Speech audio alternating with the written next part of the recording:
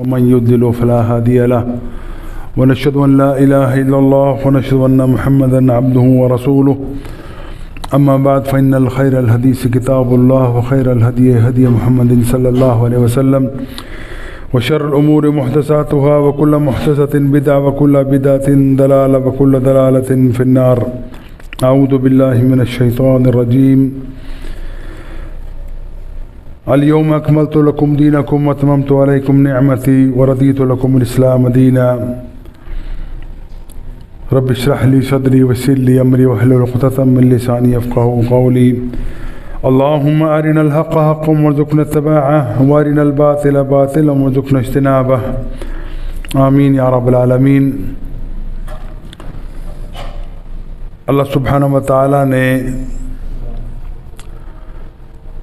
نو انسانیت کے اندر امت مسلمہ جو محمد علیہ السلام کی امت ہے،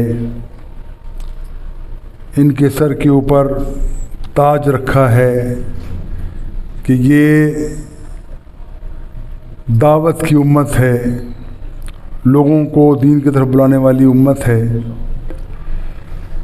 اس سے پہلے جتنے بھی انبیاء اور رسول آئے وہ تمام انبیاء اور رسول اپنے اپنے علاقوں کی طرف، اپنے اپنے قبائل کی طرف آئے. اللہ سبحانہ و تعالیٰ نے ان کو مخصوص لوگوں کے لیے مبعوث فرمایا، لیکن محمد علیہ السلام کی یہ شان ہے کہ وہ تمام جہانوں کے لیے رحمت للعالمین بنا کر بھیجے گئے ہیں. رسول اللہ صلی اللہ علیہ وسلم کی دعوت اسلام کی آخری دعوت ہے. یہ بھی جان لیجئے کہ اسلام کا مطلب صرف اللہ کے رسول کی اطاعت کرنے والوں کا نام نہیں ہے، بلکہ آدم علیہ السلام سے لے کر حضرت عیسیٰ علیہ السلام تک جتنے بھی نبی اور رسول آئے وہ تمام مسلم تھے، تمام اسلام کے چاہنے والے تھے، وہ تمام ان کا دین اسلام ہی تھا. ہر نبی نے وہی دعوت دی جو نبی اکرم صلی اللہ علیہ وسلم کی نبوت کا خاصہ ہے، جوہر ہے، مرکز ہے. اور وہ دعوت ہے کہ اے لوگو ایک اللہ کی عبادت کرو، اللہ کے علاوہ کسی کو اپنا اس کا شریک نہ بناؤ.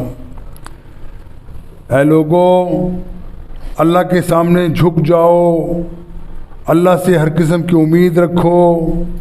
اللہ تعالیٰ ہی تمہارا کارساز ہے، تمہارا مشکل کشا ہے، تمہارا حاجت روا ہے.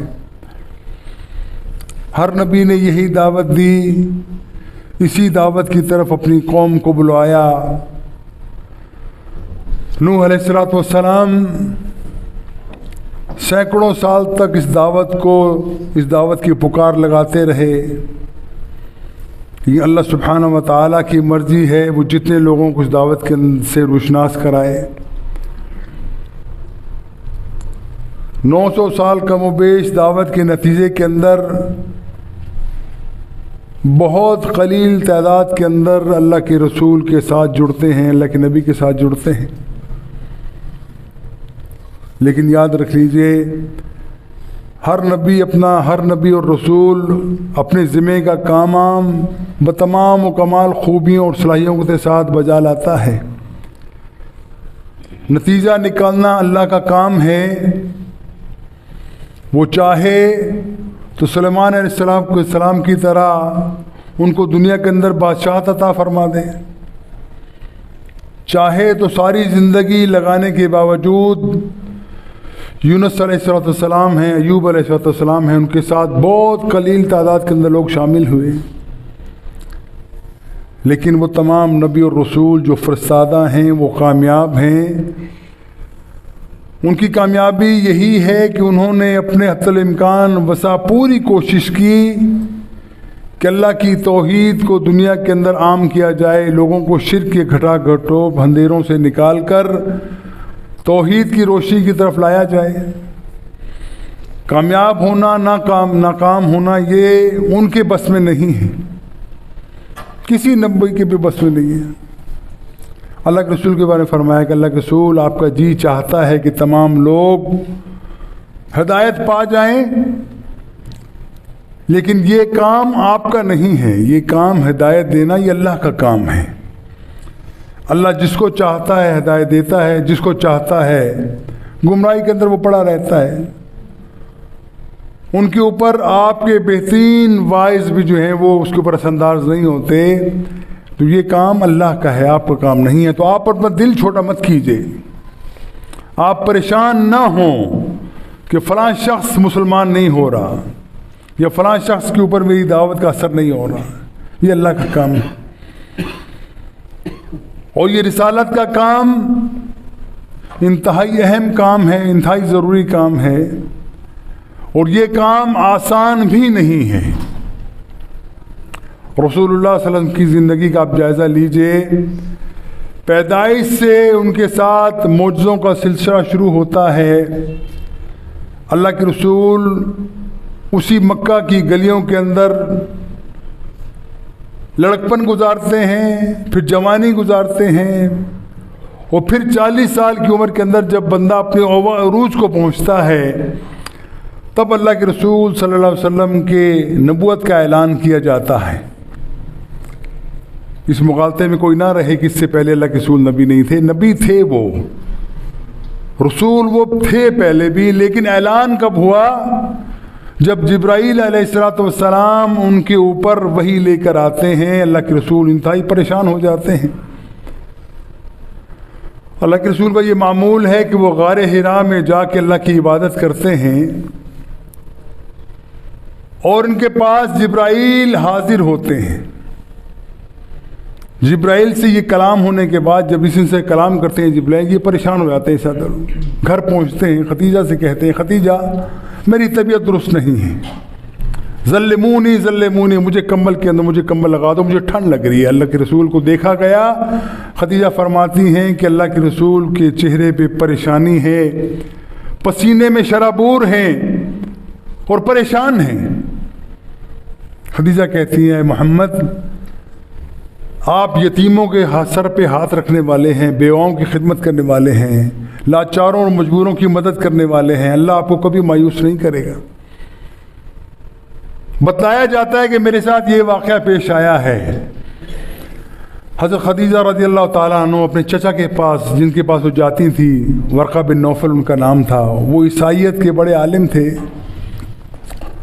ان سے بھی سن رکھا تھا کچھ چیزوں کے بارے میں۔ ان سے جا کے پوچھا یہ معاملہ ہوا ہے، تو انہوں نے فرمایا جو نشانیاں میں محمد کے اندر دیکھتا ہوں، توریت اور انجیل کے اندر یہ نشانیاں مرقوم ہیں کہ یہ نبی کی نشانی ہے، اور انشاءاللہ تیرا خامد نبی ہے، رسول ہے۔ یہ بات حضرت خدیجہ رضی اللہ تعالیٰ عنہ کو معلوم تھی پہلے کہ یقیناً یہ شخص عام انسان نہیں ہے، کوئی خاص بندہ ہے، اس کی حفاظت باقاعدہ کی جاتی ہے، ہر قسم کی معصیت سے، ہر قسم کی بدزبانی سے، ہر قسم کی کردار کی تنگی سے ان کو محفوظ رکھا جاتا ہے، اور یقیناً رکھنے والا کوئی ایسا ہے جو ان کا نگہبان ہے۔ حقیقت یہی ہے کہ دیکھو جو بندہ عام معاشرے کا بندہ جتنا بھی نیک ہو، بچپن سے بہترین تربیت ہو اس کی ہو، بہترین ماحول اس کو ملا ہو، لیکن پھر بھی کبھی نہ کبھی لغزش ہو جاتی ہے۔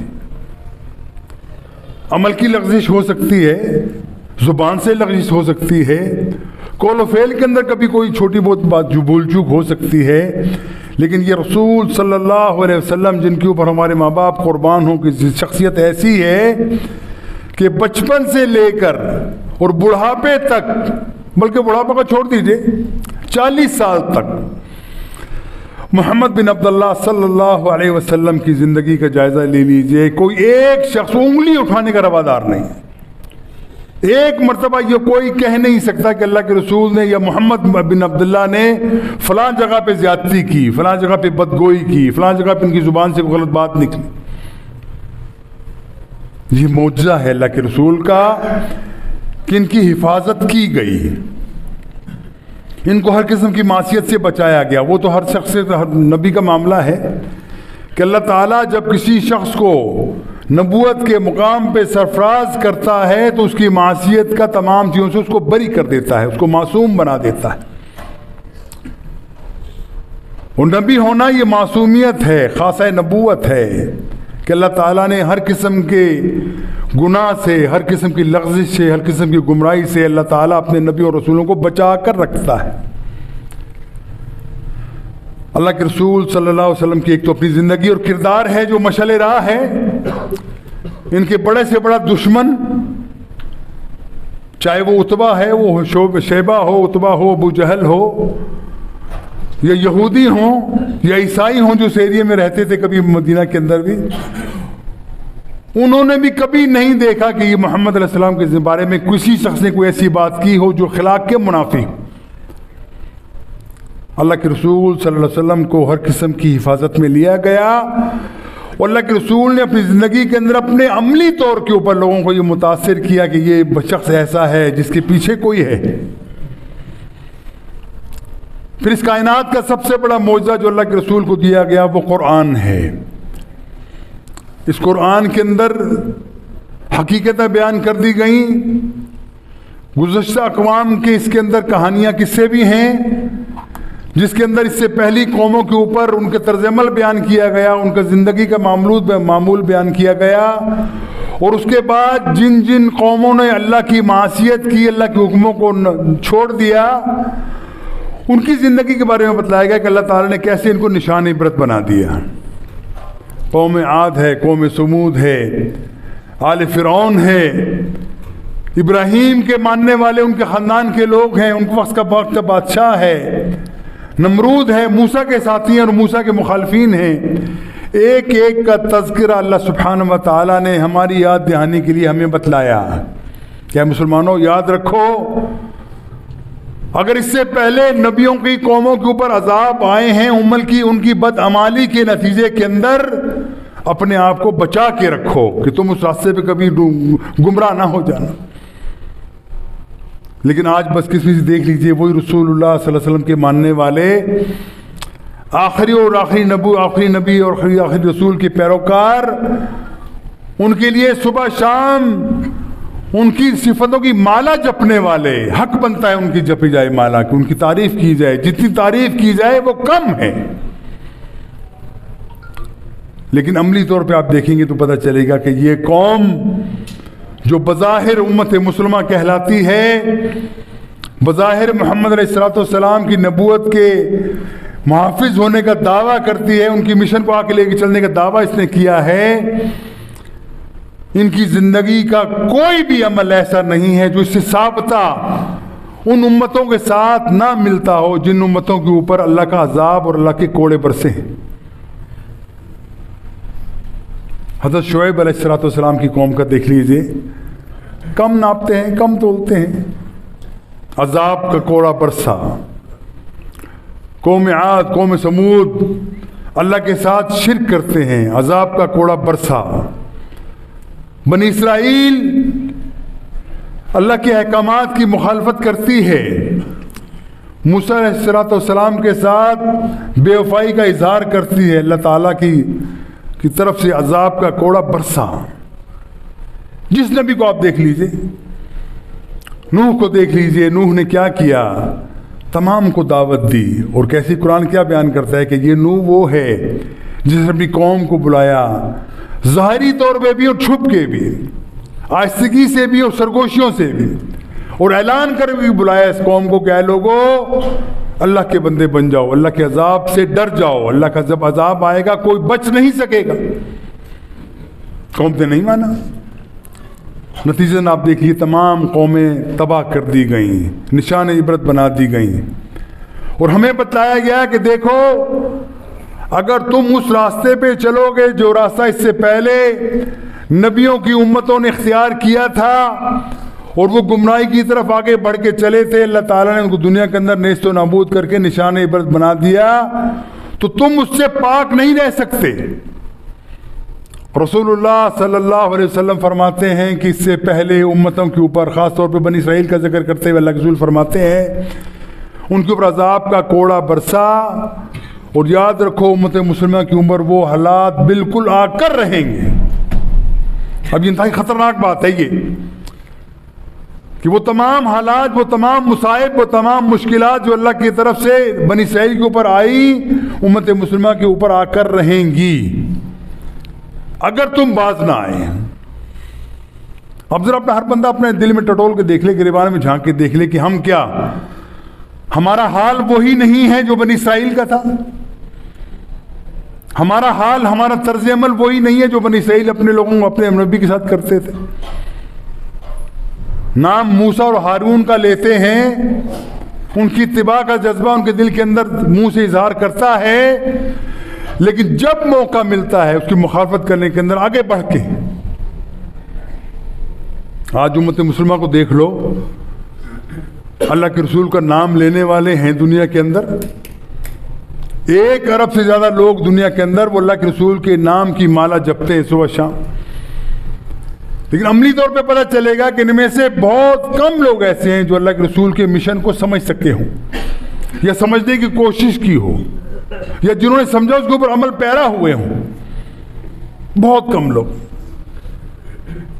ہاں، اللہ کے رسول کے صدقے جانے کو تیار ہے صبح شام، اللہ کے رسول کی تعریفیں کرنے کے اندر صبح دام جو بیدار ہیں کرتے رہیں گے، لیکن کہو عمل کی بات، اس طرف آنے کو دل نہیں چاہتا، اس طرف میلان نہیں ہے، اس طرف طبیعت آمادہ نہیں ہوتی، وہ پابندیاں اپنے اوپر لینا پسند نہیں کرتے، اللہ کے رسول کی بات کو ماننے کو تیار نہیں ہیں، مانتے ہیں کہ یہ آخری رسول ہیں، آخری نبی ہیں، ان سے بڑا ہادی کوئی نہیں، ان سے بڑا مرشد کوئی نہیں، ان سے زیادہ تربیت کرنے والا کوئی نہیں، اور انہوں نے ان کے اوپر جو قرآن نازل کیا گیا اس سے عظیم کتاب دنیا کے اندر موجود نہیں ہے، لیکن عمل کی طرف نہیں آتے۔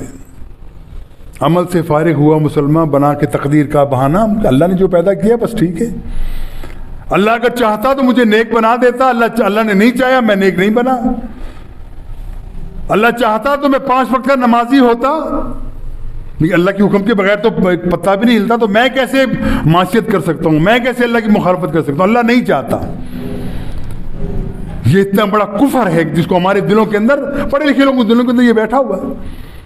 کسی پڑھے لکھے بندے پوچھو کیا کرتے ہو، بولے تو آپ خود ہی تو کہتے ہو کہ اللہ کی ذات کے بغیر پتہ نہیں ہلتا، تو اگر میں معصیت کرتا ہوں، میں اللہ کی بات نہیں مان رہا یا نماز نہیں پڑھ رہا یا اللہ کے احکامات ماننے کو میں تیار نہیں ہوں، میری زندگی وہ نہیں ہے جو اللہ چاہتا ہے، یقیناً اللہ کی مرضی اس میں شامل ہے۔ انا للہ و انا الیہ راجعون۔ یہ اپنے آپ کو دھوکہ دینے والی بات ہے، بہت بڑا دھوکہ، کہ ہم جو کچھ کر رہے ہیں تو اللہ کا لفظ سے کروا رہے ہیں، ہم نے کیا کیا اس کے اندر، ہمارا اس کے اندر کیا قصور ہے؟ اللہ ان اللہ علی کل شیء قدیر ہے، وہ مانتا ہے ہر چیز کے اوپر قادر ہے، اگر چاہتا تو مجھے صحیح راستے پہ لگا دیتا۔ لیکن بھائیو، اللہ سبحانہ تعالیٰ کا یہ قاعدہ قانون ہے کہ وہ آپ کے سامنے کھول کھول کے بیان کر دیتا ہے کہ دیکھو یہ درست ہے، یہ غلط ہے، یہ راستہ گمراہی کا ہے، یہ راستہ ہدایت کا ہے، یہ راستہ جہنم کا ہے، یہ راستہ جنت کا ہے، یہ نیکی کا ہے، یہ بدی کا ہے، اور تمہیں شعور بھی دیا، ارادہ بھی دیا، اور یہ سب بڑی وصف ہے، یہ سب سے انسان کا سب سے بڑی وصف کیا ہے، تعریف کیا ہے، صفت کیا ہے انسان کی، کہ اللہ سبحانہ و تعالیٰ نے انسان کو عقل دی، اس کے بعد شعور دیا، اس کے بعد ارادہ دیا کہ 3 چیزوں مل کے تمہیں انسان بنائیں گی، لیکن ان تمام چیزوں کو نیچے رکھنا پڑے گا اللہ کے رسول کی بات کے نیچے۔ عقل کے گھوڑے دوڑاؤ بے شک تم اپنے، لیکن عقل کو مقید کر دو کہ کوئی بات ایسی نہ ہو جو اللہ کے رسول کے احکامات کے خلاف ہو، تو اپنی زندگی کے اندر اپنی مرضی ضرور کرو، اجازت ہے تمہیں، لیکن جو حدود و قیود کے قاعدہ جو اللہ کے رسول نے بتلا دیا ہے کہ اس دائرے سے تمہیں باہر نہیں نکلنا، اس سے باہر نہیں نکلنا، اگر اس دائرے سے تم باہر نکلو گے پھر یہ تمہارا اپنا من چاہا دین ہے، وہ اللہ کے رسول والا دین نہیں ہے یہ۔ اور آج بدقسمتی ہمارے امت مسلمہ کا حال بالکل یہی ہے، ہم جو جی چاہے کرتے ہیں، جس کا جی نہیں کرتا نہیں کرتے وہ لوگ۔ اگر ہم نے اللہ کی بات ماننی ہوتی، اللہ کے رسول کی بات ماننی ہوتی، اور ہمارے لیے واقعی یہ بات ایتھینٹک ہوتی کہ بات پکی ہے، اٹل ہے، اس میں کوئی شک و شبہ نہیں ہے کہ اللہ کے رسول کی بات 100% اٹل ہے، پکی ہے، اور اس میں ہی ہمارا نقصان اور نفع سب اسی میں شامل ہے۔ اگر بات مانیں گے فائدہ ہی فائدہ ہے، اگر نہیں مانیں گے نقصان کے اندر مبتلا ہو جائیں گے۔ اگر ایمان دل کے اندر یہ پکا ہو گیا تو پھر بندہ گمراہی میں نہیں جا سکتا، پھر کبھی معصیت میں نہیں جائے گا، پھر کبھی اللہ کی نافرمانی میں نہیں آئے گا وہ بندہ. لیکن ہم یہ تمام بات مانتے ہوئے بھی کہتے ہیں ٹھیک ہے، نو پرابلم، جانے دو. امت مسلمہ جس حال پہ اللہ کے رسول چھوڑ کر گئے تھے وہ امت مسلمہ فوت ہو گئی، وہ اس دنیا کے اندر موجود نہیں. الا من رحم ربی، بہت کم لوگ ایسے ہیں جس پہ چل رہے. میں ہمیشہ کہا کرتا ہوں بھائیو، اگر تمہیں واقعی احساس ہے کہ ہم نے اللہ کے رسول کی بات کو ماننا ہے، اللہ کے رسول کی اطاعت کرنے کے اندر ہماری بہتری ہے، اللہ کے رسول کی معصیت، ان کی بات نہ مان کے ہم انتہائی نقصان کے اندر مبتلا ہو جائیں گے، تو اللہ کے رسول کی بات کو ماننے کے لیے تیار ہو جاؤ. جمعے کی نماز پڑھنے آتے ہیں نا، مسجدیں بھری ہوتی، سب دیکھو مسجدیں بھری پڑی. کس کا حکم ہے؟ اللہ کا حکم قرآن کے اندر آیا. نمازیں آپ کو مسجد کے اندر آ کے پڑھنا ہے، کس کا حکم ہے؟ اللہ کا حکم ہے، اللہ کے رسول کا حکم ہے. نماز پڑھو مسجد کے اندر 5 وقت کے بعد جماعت پڑھو. لیکن یہ کس کا حکم ہے کہ 5 نمازیں پڑھنی ہیں تو آپ کو؟ یہ کس کا حکم ہے کہ 5 نمازیں آپ کو مسجد کے اندر با جماعت پڑھنا ہے؟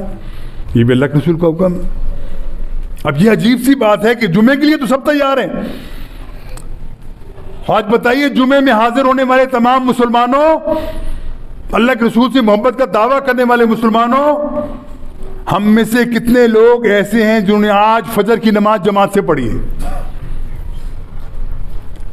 یا کتنے لوگ ایسے ہیں جن کا ارادہ ہے کہ ابھی ہم عصر بھی جماعت سے پڑھیں گے، مغرب اور عشاء بھی جماعت سے پڑھیں گے، اس کے بعد فجر کی جماعت سے پڑھیں گے؟ اگر نہیں پڑھی اور عصر اور مغرب پڑھنے کا ارادہ بھی نہیں ہے تو یہ اپنا من چاہا دین ہے، اس کے دین کا اللہ کے رسول سے کوئی تعلق نہیں ہے. اور یہ بات صرف عام لوگوں کی بات نہیں ہے، حال تو اب یہ ہو چکا بڑے بڑے علماء، بڑے بڑے ٹاپ کے جو اپنے بڑے زبردست قسم کے مقرر ہیں، ان کا بھی ایک جائزہ لیا جائے تو پتہ یہ لگتا ہے کہ یہ لوگ بھی اندر سے خالی ہیں. تقریر کرنے کے لیے 2 گھنٹے کی تقریر کر لیں گے، زبردست مدلل تقریر سن کے آپ حیران ہو جائیں گے اور آپ کے آنسو نکل آئیں. جب اللہ کے رسول کی توصیف کریں آنسو نکل آئیں، ایمان بڑھ جائے آپ کا سن کے. لیکن اپنا ذاتی حال دیکھو گے تو ہو سکتا ہے 5 وقت کی نماز کے برابر نہ ہو. یہ اس کی حقیقت بتا رہا ہوں، یہ اس میں کوئی مبالغہ نہیں ہے. اس کے اندر، اس حمام کے اندر میں اور آپ خالی نہیں ہے. یہ جبہ دستار والے لوگ بھی اس کے اندر ایسے ہی لنگے ہیں جتنے ہم لنگے. اللہ کا عذاب ایسے نہیں آتا کہ تمہیں مشکل میں مبتلا کر دیا جائے، پوری دنیا کے اندر تم محکوم بن کے رہو، اللہ تعالیٰ تمہاری صلاحیتوں کو سلب کر دے، تمام صلاحیتیں ہونے کے باوجود تم اپنے لیے کوئی بہتری تلاش نہ کر سکو. آج کل مسلمان کا کیا حال ہے؟ یہی حال ہے نا پوری دنیا کے اندر. ہم کن کے غلام ہیں؟ ہم کن کے اشاروں پہ چلتے ہیں؟ وہ قوم جس کو اللہ کہتا ہے غیر المغضوب علیہم ولا الضالین، یہ وہ لوگ ہیں جن کے اوپر اللہ کا غضب نازل ہوا ہے. یہ وہ لوگ ہیں جو اللہ کی طرف سے گمراہ کیے گئے ہیں، یہود اور نصارہ. ہم ان کی ہماری آئیڈیل وہ ہیں اس وقت. وجہ کیا ہے کہ ہمارا اپنا معاملہ قطعی طور پہ مختلف ہے اس سے جو اللہ کے رسول ہمیں بتلا کر گئے تھے. اللہ کے رسول کے ساتھ تعلق ہمارا قطعی طور پہ وہ نہیں ہے جو ہونا چاہیے تھا. رسول اللہ صلی اللہ علیہ وسلم نے جو ہمیں بتلایا تھا اس کو ہم فراموش کر چکے ہیں. جو کچھ کرتے ہیں اپنی مرضی کا کرتے ہیں، اپنا جی چاہا تو کر لیا، جی نہ چاہا تو نہ کیا. اور پھر تصور یہ رکھا ہوا ہے کہ اللہ غفور رحیم ہے، معاف کرنے والا ہے.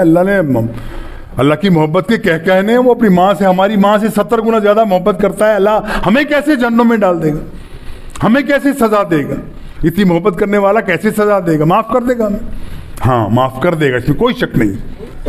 لیکن کس کو؟ جو اللہ کے ساتھ شرک نہ کرتا ہو، اللہ اس کو معاف کر دے گا.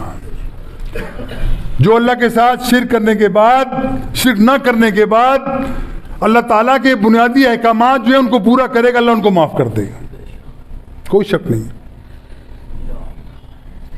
توحید پہ آ جاؤ، 5 وقت کی نماز پڑھو، روزہ، زکوٰۃ اور حج کے لیے اپنے آپ کو پکا کر لو. اس کے بعد اگر تم سے کوئی غلطی ہوتی ہے اللہ معاف کر دے گا تمہیں. لیکن اگر بنیادی وصف تمہارے پاس موجود نہیں ہے، بنیادی طور پہ عقیدہ ہی ہمارا درست نہیں ہے، اللہ کے بارے میں ہمارے خیالات ہی درست نہیں ہیں، اللہ کے بارے میں، ذات کے بارے میں تصور ہی ہمارا غلط ہوا ہے، وہ تصور نہیں ہے جو قرآن اور اللہ کے رسول فرما کے گئے ہیں۔ اس کا مطلب ہے کہ یہ سب دھوکے میں پڑے ہوئے، اپنے آپ کو دھوکے میں ڈالے ہوئے، اس کا نتیجہ درست نکلنے والا نہیں۔ بھائیو کیا خیال ہے کہ ہم نے روز اپنے ہاتھوں سے ہم اپنے عزیزاں کو کیوں نہیں دفناتے؟ نوجوان بچے مر جاتے ہیں، جوان مر جاتے ہیں، بوڑھے مر جاتے ہیں، ادھیڑ مر جاتے ہیں سب لوگ۔ ہمیں کبھی خیال آیا ہے کہ اس راستے پہ ہمیں بھی جانا ہے؟ ہو سکتا ہے کل ہم بھی چارپائی میں پڑے ہوں، پیچھے لوگ ہمارے کہیں پڑھو اس کے لیے نماز جنازہ اس کا پڑھو۔ یہ احساس کبھی ہوا ہے دل میں؟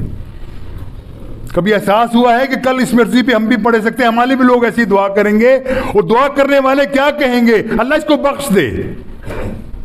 اللہ خوب جانتا ہے کہ اس کو بخشنا ہے کہ نہیں بخشنا، اس کی زندگی کیسی رہی ہے، کس طریقے سے معصیت کی زندگی یہ گزارتا رہا ہے، کس طریقے سے اللہ کے ساتھ ہمیشہ مخالفت میں اس کی زندگی گزری، کسی معاملے کے اندر بھی اللہ کے ساتھ ایسے تعلق کو درست نہیں رکھا، رسول اللہ صلی اللہ علیہ وسلم کا نام لیتا رہا، ان کی مخالفت کرتا رہا یہ بندہ۔ اور آج اگر میرے سامنے یہ لیٹا ہے تو اس کا انجام اس کو اچھی طرح معلوم ہے کہ اس کا انجام کیا ہو۔ دور کی بات نہیں ہے، سب بندہ اپنے دل کو ٹٹول کے دیکھے، اپنے گریبانوں میں جھانک کے دیکھے کہ آج اگر مجھ سے یہ سوال ہو جاتا ہے کہ تو کون تھا، تو دنیا میں کیا کر کے آیا ہے، دنیا میں اللہ تعالیٰ کی کون کون سی نعمتیں تجھے ملی تھیں، اللہ تعالیٰ نے کون کون نعمتوں سے تو سرفراز کیا تھا، کتنی عقل ذہانت فطانت دی تھی، کاروبار دیا تھا، زمین جائیداد دی تھی، اولاد دی تھی، گھر گرہستی کی زندگی سے تم سکون سے گزارتے تھے، آج بتاؤ تم کر کے کیا آئے ہو؟ تمہارے پیچھے رہنے والے لوگ جن کو تم اپنے وارث چھوڑ کے آئے ہو، ان کی زندگی کا طرز عمل کیا ہے؟ وہ کس حد تک اللہ کے احکامات کے پابند ہیں؟ پہلے اپنا بتاؤ، پھر ان کا حال دیکھو کہ وہ کیا کر رہے ہیں۔ حقیقت یہ بھائیو، ہمارا بڑے سے بڑا عزیز مر جائے، کسی کا باپ مر جائے، کسی امام مر جائے، مرتے سب کے 2 دن 4 دن 10 دن ہفتہ 1 ہفتہ 2 ہفتہ مہینے 2 مہینے 6 مہینے، اس کے بعد بندہ بھول ہی جاتا ہے کہ ہمارا کسی سے تعلق تھا۔ یہ تو ہم اخلاص دیکھیں نا، ہماری محبت کا معیار دیکھیں نا، ہماری محبت کا معیار کیا ہے کہ جس کے باپ کو مرے ہوئے سال ہو گیا، وہ سال بعد یاد بھی نہیں رہتا کہ میرا باپ کبھی دنیا میں تھا بھی، کہ میری اس سے محبت بھی تھی، اس نے میری قربانیاں بھی دی تھی، اور جس عیاشیوں کے اندر میں آج پڑا ہوں اس کے یہ سب کیا کرتا میرے باپ کا ہے۔ آج اگر میرے پاس اگر مال جائیداد ہے، باپ نے کما کے دیا تھا مجھے، باپ نے جیسے کمایا اس کا نتیجہ اس وقت پہنچ چکا ہوں۔ اگر وہ نیکی کے راستے پہ چلا ہوتا، اگر وہ نیکی کے راستے کے اوپر اپنے آپ کو گامزن کیے ہوتا، اپنے اولاد کو نیکی کے راستے پہ چلا کے حلال کما کے بچوں کو کھلایا ہوتا اس نے، آج اس کے بچے دنیا کے اندر جو نیکی کا کام کرتے اللہ تعالیٰ اس کو صدقہ جاریہ اس کو ہوتا، وہ اس کو پہنچایا جاتا۔ لیکن آج کیا ہوتا ہے؟ اولاد ہوتی ہے لیکن وہ اولاد اپنے ماں باپ کے لیے زحمت ہے، رحمت نہیں ہے۔ جو گناہ کرتی ہے باپ کے ذمہ جاتا ہے۔ کس نے سمجھایا نہیں باپ کو، باپ نے اس کو سمجھایا نہیں ہے، باپ نے اس کی تربیت صحیح نہیں کی ہے، باپ نے اس کی آخرت کی فکر نہیں کی ہے، نہ خود اپنے کی ہے نہ اس کی کر سکا ہے، اور آج اسے ہاتھ سے یہ معاملہ نکل چکا، اب اس کے بس میں کچھ نہیں ہے، وہ نکل گیا، اپنے انجام کو پہنچ گیا۔ اب وہ پیچھے والے لوگ جب تک اس کی نسل چلتی رہے گی، اگر راستے میں درست نہیں ہوئے، اس کا ہمیشہ اس کا ثواب جو ہے وہ عذاب ثواب دونوں ملتا رہے گا۔ بھائیو میٹھی میٹھی باتیں کرنا بہت آسان ہے، آپ کو تسلیاں دے رہا ہوں، کچھ نہیں جی اللہ معاف کر دے گا، یہ ہو جائے گا، نہیں، رک جاؤ۔ اگر احساس پیدا ہو گیا ہے کہ ہم غلط راستے پہ ہیں، رک جاؤ، فل سٹاپ لگا لو، آگے نہیں چلنا ہم نے، آگے خطرناک راستہ ہے، آگے آگ لگی ہوئی ہے، رک جاؤ کہ آگے سے راستے بند ہیں، رک جاؤ کہ آگے درندے بیٹھے ہیں تمہیں چیر پھاڑ لیں گے۔ اگر یہ احساس پیدا ہو جائے، یہ یقین پیدا ہو جائے کہ واقعی ہماری آخری راستے والے بند ہیں اور شدید مشکلات میں ہم پھنس جائیں گے، اللہ تعالیٰ دل کے اندر یہ پتیس پیدا کرے گا کہ رک جاؤ، یہاں سے مڑنا ہے، یہاں سے جو گناہ ہوئے ان سے معافی مانگنا ہے۔ اور توبہ کیا ہے؟ یہی تو ہے نا توبہ، سچے دل سے توبہ کیا ہے کہ جب احساس پیدا ہو جائے کہ میں نے اس سے پہلے جو زندگی گزاری اس کے اوپر شرمندہ ہوں، نادم ہوں، آج کے بعد عہد کرتا ہوں کہ اللہ آج کے بعد کوئی گناہ نہیں کروں گا، تیری معصیت نہیں کروں گا، تیری مخالفت کوئی مخالفت نہیں کروں گا، تیرے رسول کی اتباع کروں گا، تیرے رسول سے سچی محبت کروں گا۔ اللہ کے رسول فرماتے ہیں جو شخص سچے دل سے توبہ کر لیتا ہے، اللہ تعالیٰ اس کو یوں کر، جیسے حدیث قدسی کے اندر اللہ کے رسول فرماتے ہیں کہ اس حال کا، اس بندے کا حال یہ ہوتا ہے کہ جیسے وہ آج ہی پیدا ہوا ہے، معصوم ہو جاتا ہے. کون بنے گا اس کو؟ یہ معصومیت حاصل کرنے کے لیے کون آگے بڑھے گا؟ مسئلہ یہ یہاں پھنسا ہوا ہے. یہ ہمارے لیے ہر راستہ اللہ تعالیٰ نے کھول دیا. اور کیسے کھولا ہے کہ ایک آدمی کی زندگی، ساری زندگی گناہوں میں گزری ہے، ساری زندگی کے اندر وہ اللہ تعالیٰ کے احکامات کو توڑتا رہا. جب احساس ہوا کہ مجھ سے غلطی ہوئی ہے، اللہ کے سامنے کھڑا ہو گیا، اللہ معاف کر دے مجھے، میں کمزور تھا، میں غافل تھا، میں نادان تھا. اللہ تعالیٰ تو معاف کرنے والا ہے، معاف کر دے. اس کا یہ کہنے کی دیر ہے، اللہ معاف کر دے گا سب کچھ. اس سے عظیم بات اور کیا ہو سکتی ہے؟ اور وقت وہ کب آئے گا کہ ہمارے دل کے اندر یہ احساس پیدا ہو جائے کہ ہم اللہ تعالیٰ سے معافی مانگ لیں؟ وہ احساس کب پیدا ہوگا کہ ہم یہ سمجھ لیں کہ ہماری زندگی کسی وقت بھی ختم ہونے کو ہے؟ وہ وقت کب آئے گا کہ ہمارے دل کے اندر یہ احساس پیدا ہو جائے کہ ہماری زندگی کا ایک ایک لمحہ ضائع ہو رہا ہے، ہمارے ہاتھوں سے نکل رہا ہے؟ سنتے جاؤ، بس ایک طرف سنو دوسرے نکال دو. یہاں سے مسجد میں بیٹھے چلو بڑی اچھی بات، صحیح بات ہے، لیکن باہر نکل تو غائب ہو گئے سب. یہ منافقت ہے. یہ منافقت کے بارے میں اللہ کے رسول فرماتے ہیں کہ اس منافقت کی زندگی کا حال یہ ہے کہ قیامت والے دن سب سے جہنم کے آخری درجے کا یہ منافق ہوگا جو منہ سے کہتا کچھ ہے اور کرتا کچھ ہے، جس کے دل کے اندر کچھ اور ہے، عمل کے اندر کچھ اور ہے، زبان کے اندر کچھ اور ہے، اس کا طرز عمل مجھ سے مختلف ہے. یہ منافقت ہے. اور آج دیکھو امت مسلمہ کا حال، ہر بندہ، میں کسی کو پن پوائنٹ کر کے بات کرنے کا قائل نہیں ہوں، لیکن میں اپنے آپ کو ضرور کہتا ہوں یا اللہ، میں اپنے اندر جھانکتا ہوں تو پتہ چلتا ہے یا اللہ تیری مغفرت کیسے ہوگی، اللہ تجھے کیسے معاف کرے گا، تو خود کیا ہے، تیرے منہ سے جو الفاظ نکلتے ہیں تیرا عمل اس کا ساتھ دیتا ہے؟ یقیناً ہم سمجھتے ہیں کہ بہت کمیاں ہیں، بہت کمزوریاں ہیں. زندگی گزار دی ہم نے، 60 62 63 سال عمر ہو گئی، اور لگتا ہے کہ ضائع کر دی زندگی، کچھ حاصل نہیں کر سکے. اب یہی ہے کہ اللہ تعالیٰ اگر کسی طریقے سے ہمارے چھوٹے چھوٹے ٹوٹے پھوٹے اعمال کو دیکھ کر ہمیں اگر بخش دے تو بہت بڑی غنیمت کی بات ہے. لیکن ہر بندہ مجھ سمیت ہمارے پاس ابھی یہ مہلت موجود ہے. ابھی تک ہماری سانس ہماری حلق میں نہیں اٹکی، وہ آخری موقع ابھی تک نہیں آیا. کب آئے گا یہ معلوم نہیں. 2 منٹ میں آتا ہے، 10 منٹ میں آتا ہے، مہینے بعد آتا ہے، سال بعد آتا ہے، کوئی پتہ نہیں. اس سے پہلے کہ وہ موقع آ جائے، آپ کی روح قبض کرنے والے آپ کے پاس آ جائیں، اپنے آپ کو درست کر لو، اللہ کے سامنے بچ جاؤ، اللہ تعالیٰ کے سامنے اپنے گناہوں کا اعتراف کر کے اپنے آپ کو اللہ سے معافی مانگ لو. اللہ تعالیٰ معاف کرنے پہ قادر ہے. وآخر دعوانا الحمدللہ رب العالمین. ربنا آتنا فی الدنیا